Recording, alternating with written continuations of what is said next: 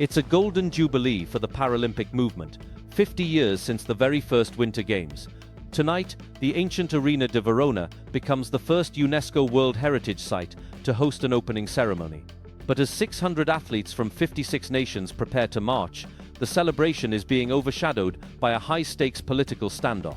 For the first time since the invasion of Ukraine, the Russian and Belarusian flags are back. The International Paralympic Committee has overturned their ban, and the backlash has been instant. Today on Haiti News, we're looking at the record-breaking numbers, the stars to watch, and why 7 nations are reportedly boycotting tonight's ceremony in protest. Here is the big journalistic why. Last month's Winter Olympics only allowed Russians to compete as neutral athletes without a flag.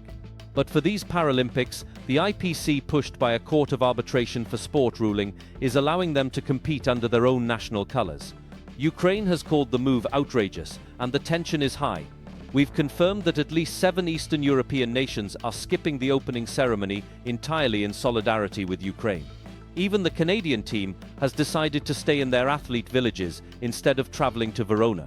The IPC president says these games are about inclusion, but critics are asking, at what cost? Despite the politics, the sport itself is reaching a new level. This is officially the largest Winter Paralympics in history. We have 79 medal events and some of the most decorated athletes in history taking center stage.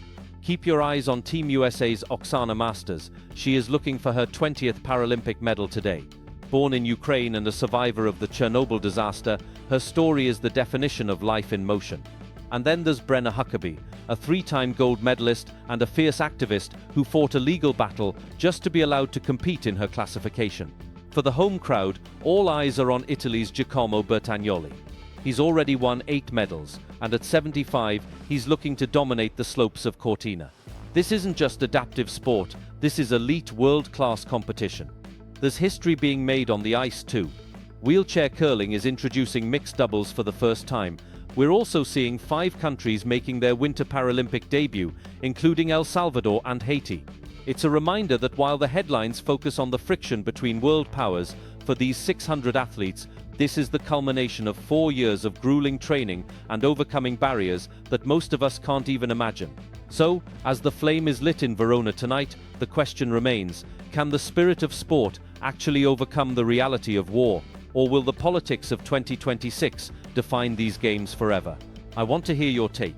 Should the Russian flag have been allowed back? Or is the IPC making a mistake?